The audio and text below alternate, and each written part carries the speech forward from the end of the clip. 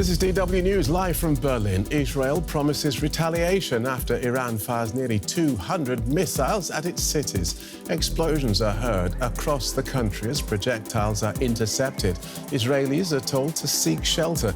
The Israeli military says the barrage is now over.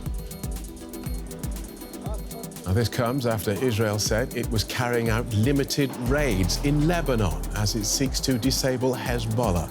The IDF warns Lebanese residents near the border to leave. There are reports of clashes between Israeli forces and the Iran-backed militant group.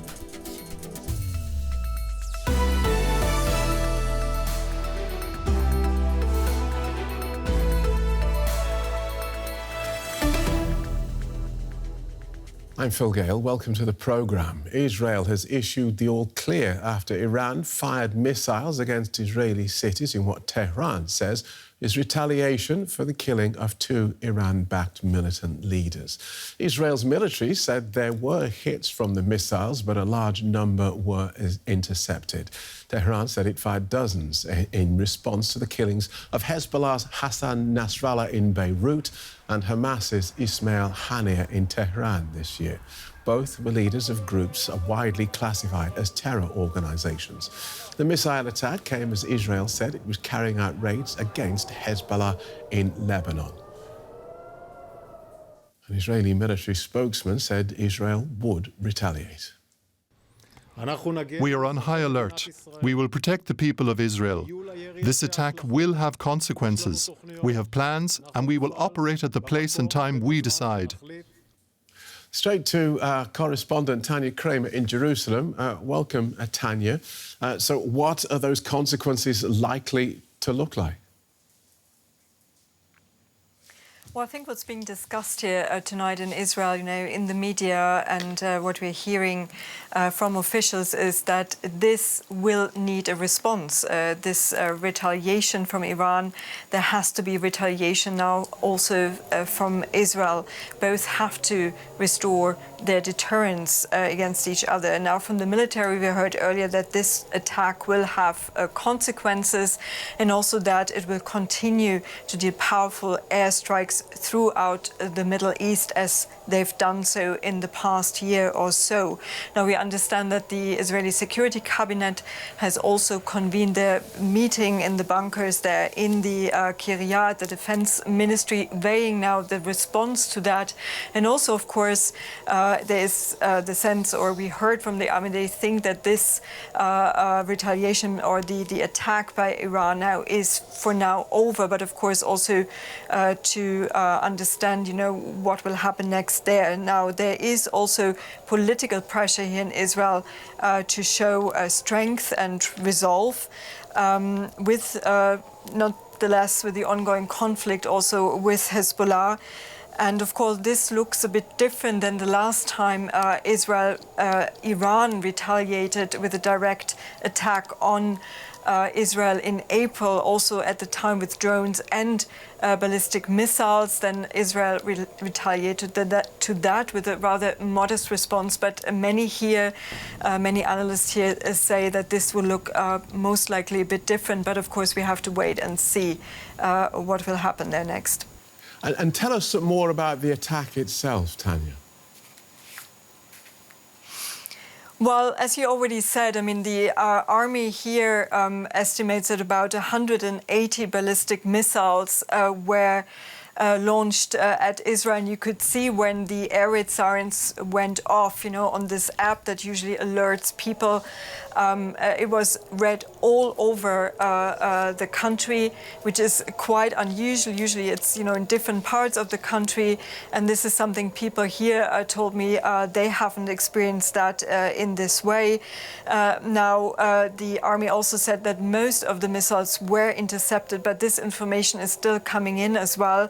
There were some reported hits, but at the moment they say there are no reported casualties. But again, I have to stress this information is still not final. But we have heard from Palestinian rescue services that there has been a casualty in the occupied West Bank. So this information is also not yet confirmed. And people had been asked to stay close to shelters at the time. Now this is now, at least for the time being, over. People can go back back, at least in the center of the country, to their normal lives, so to speak. This is, of course, also different in the northern area of Israel, where air raid sirens have gone off also in the past hours or so. OK, thank you for that, Tania Kraemer in Jerusalem.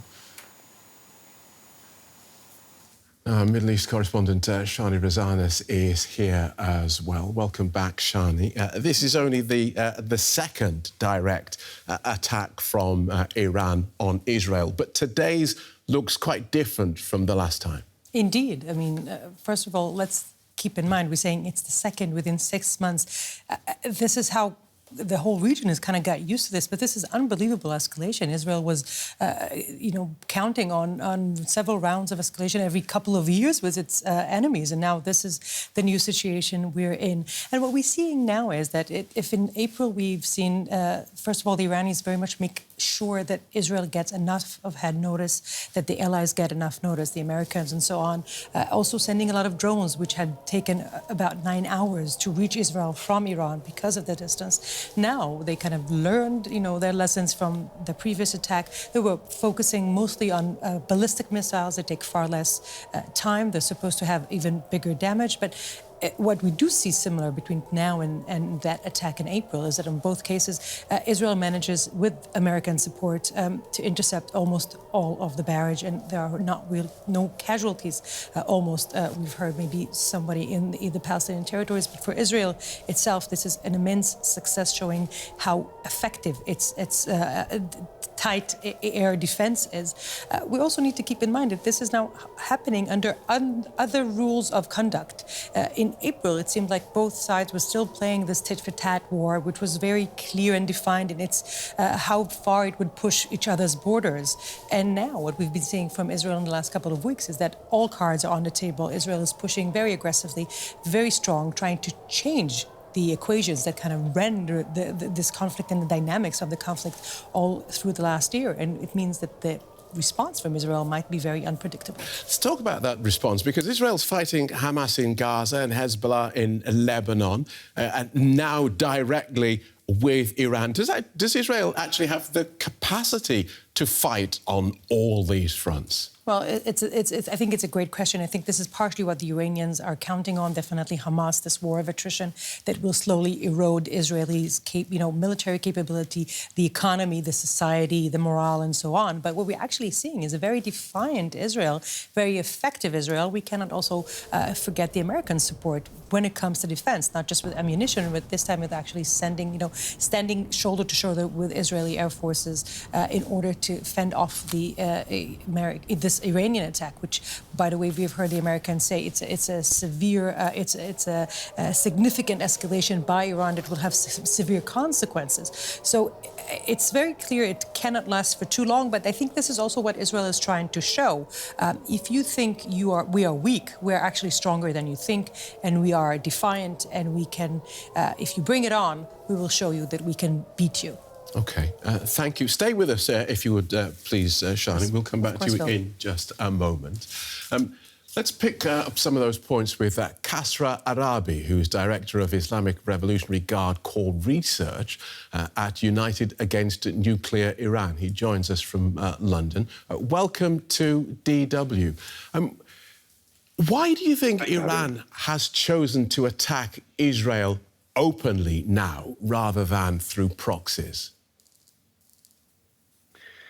Well, this is a significant escalation, and I would say it's a significant strategic miscalculation by Ayatollah Ali Khamenei and the Islamic Revolutionary Guard Corps, the IRGC. Of all the options available to Khamenei and the IRGC, by the way, all of them were bad options. All of them were losing options for the Islamic Republic, no matter which one it chose. But Khamenei and the IRGC have opted for the worst.